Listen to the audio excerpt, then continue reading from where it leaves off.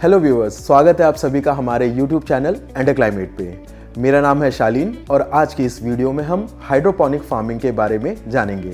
तो आप में से कई लोगों ने हाइड्रोपोनिक वर्ड सुना ही होगा, जो आज के समय में कृषि या एग्रीकल्चर के क्षेत्र में काफ़ी पॉपुलर हो रहा है। तो वीडियो की शुरुआत हम इस फार्मिंग के बेसिक समझने से करते हैं। हाइड्रोपोनिक का मतलब होता है बिना मिट्टी के पौधों को उगाना। इस तकनीक में मिट्टी की जगह पानी का प्रयोग किया जाता है, जहां फसल के लिए ज़रूरी पोषक तत्वों को पानी के माध्यम से उनकी जड़ों तक पहुंचाया जाता है। इस फार्मिंग को पॉली हाउस में किया जाता है, जहां तापमान, नमी और न्यूट्रिएंट्स का एक सिस्टम बनाया जाता है, जो फार्म में उगने वाले पौधों से निर्धारित की जाती है। इस सेटअप की जानकारी ऑनलाइन मिल जाती है या आप किसी एग्रोनॉमिस्ट की मदद भी ले सकते हैं। इस पॉली हाउस को आप किसी भी प्रकार की ज़मीन पे या फिर कंक्रीट की सतह पर भी सेट कर सकते हैं। यदि आपके पास सीमित जगह है तो भी आप हाइड्रोपोनिक फार्मिंग शुरू कर सकते हैं। हालांकि इस प्रकार की फार्मिंग करने की शुरुआती लागत अधिक होती है, क्योंकि इसके लिए आपको कंट्रोल सेटअप लगाना होता है, जहां फसल को निर्धारित तापमान, नमी, धूप और न्यूट्रिशन दे सके। हाइड्रोपोनिक फार्मिंग से ज़्यादातर साल भर बिकने वाली सब्जियां, फल या फूल उगाए जाते हैं, जिनकी बाज़ार में कीमत अधिक होती है, जिसके माध्यम से फार्मर को अच्छा मुनाफा भी मिल सकता है। पर इन फसलों की क्वालिटी भी काफ़ी मायने रखती है, इसलिए नियमित रूप से TDS, टेम्परेचर और ह्यूमिडिटी यानी कि नमी को नियंत्रित किया जाता है, जिससे फसल की पैदावार ज़्यादा और अच्छी हो सके। वैसे आपने सुना होगा कि हाइड्रोपोनिक आसान नहीं होता, जो कि कुछ हद तक सही भी है। बट ऐसा क्यों होता है, अगर ये जान ले तो यह फार्मिंग कोई भी कर सकता है। तो आइए जानते हैं हाइड्रोपोनिक्स के पीछे का विज्ञान।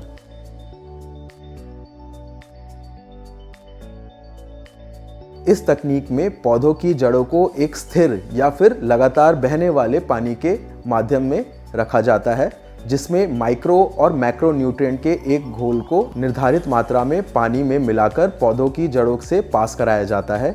बीजों को पहले एक माध्यम में कुछ दिनों तक उगाया जाता है, उसके बाद इसे NFT सिस्टम पर डाल दिया जाता है। आमतौर पर इस्तेमाल किए जाने वाले माध्यमों में नारियल का छिलका यानी कॉयर, परलाइट, क्ले या लकड़ी का बुरादा भी प्रयोग किया जाता है। इसके अलावा हाइड्रोपोनिक के तरीके से ट्रांसप्लांट करे जाने पर पौधों को शॉक भी कम लगता है और इससे उनका नुकसान भी नहीं होता। आइए देखते हैं किन क्षेत्र में हाइड्रोपोनिक खेती का अच्छा विकल्प हो सकता है। वह इलाके जहां पानी की कमी हो, पथरीले इलाके जहां पर पारंपरिक खेती संभव नहीं हो, या वैसे इलाके जहां मिट्टी की उर्वरता कम हो गई हो। भारत में हाइड्रोपोनिक की खेती का पॉपुलर होने के कुछ कारण हैं, जिनमें कम पानी की लागत, अच्छी उपज, ज़्यादा प्रॉफिट मार्जिन और तेज़ी से पौधों का उगना, यह प्रमुख हैं। हाइड्रोपोनिक खेती में जो फसल का सीज़न होता है वह पूरे साल भी मेंटेन किया जा सकता है।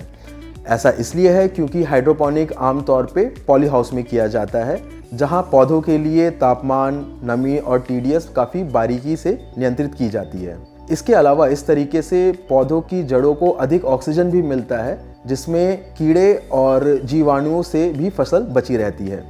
और तो और कुछ फसलें जैसे लेटस, स्ट्रॉबेरी, कील जैसे पौधों की पैदावार काफ़ी अच्छी भी होती है। अगर हम बात करें लागत की, तो इसमें आपको सबसे पहले पॉली हाउस सेट करना होता है। इसके अलावा NFT यानी न्यूट्रिएंट फिल्म टेक्निक, जो हाइड्रोपोनिक फार्मिंग का एक सबसे पॉपुलर तरीका है, उसको भी सेटअप करना होता है, जिसमें आपको ज़रूरत के हिसाब से पानी का pump, air pump, pipes, thermometer, TDS meter, pH meter, water cooler और न्यूट्रिएंट्स का टैंक लगाना पड़ता है। इस पूरे सेटअप की लागत निर्भर करती है कि आप कितना बड़ा सेटअप लगा रहे हैं और उसकी कैपेसिटी कितनी है। अगर एक 5000 स्क्वायर फीट का सेटअप हो तो उसमें करीबन 20 लाख तक का खर्चा आ जाता है। इसके अलावा बिजली, न्यूट्रिएंट्स, बीज और जो लेबर की कॉस्ट होती है वह आप महीने के हिसाब से जोड़ सकते हैं।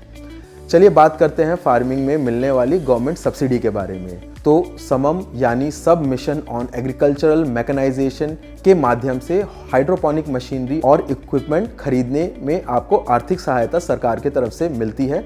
इस स्कीम के तहत SC, ST, लघु और सीमांत किसान, महिलाएं और नॉर्थ ईस्ट स्टेट्स के बेनिफिशरीज को बिजली या सोलर यानी सूर्य ऊर्जा से ऑपरेट किए जाने वाले हाइड्रोपोनिक मशीन्स की लागत में 50% तक की सब्सिडी मिलती है।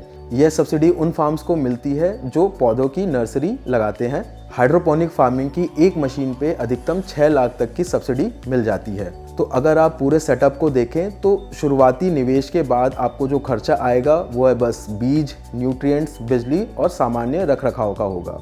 कई किसान ज़्यादातर प्रॉफिट वाले फसलें उगाते हैं जैसे कि लेटुस, केल, पालक, जिन्हें ना ज़्यादा जगह की ज़रूरत होती है और वह ज़्यादा वजनी भी नहीं होते। इसके अलावा हाइड्रोपोनिक का उपयोग विदेशी टमाटर, मिर्च और दूसरे कई एक्जॉटिक सब्जियां के अलावा गुलाब, फ्रेशिया तरीके के फूलों को उगाने में भी किया जा रहा है। तो आइए अब जानते हैं हाइड्रोपोनिक मार्केट के बारे में। भारत का हाइड्रोपोनिक मार्केट 2020 से 2027 के बीच 13.53% की दर से बढ़ने की उम्मीद है। इसके अलावा महानगर और टियर 1 शहरों में ऑर्गेनिक फसलों का जो बहुत बड़ा मार्केट है उसे भी टारगेट किया जा सकता है। भारत के साथ साथ विदेशों में भी ऑर्गेनिक फसलों की बहुत ज़्यादा डिमांड है। यह डिमांड उन लोगों से आ रही है जो हेल्थ के प्रति काफ़ी जागरूक हैं। इन ऑर्गेनिक फसलों की डिमांड आगे आने वाले समय में काफ़ी ज़्यादा बढ़ने भी वाली है।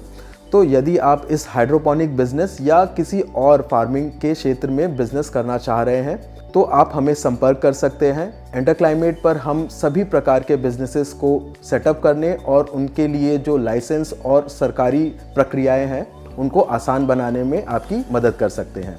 अगर आपको वीडियो अच्छी लगी हो तो शेयर ज़रूर करें। मिलते हैं नेक्स्ट वीडियो में, तब तक के लिए धन्यवाद।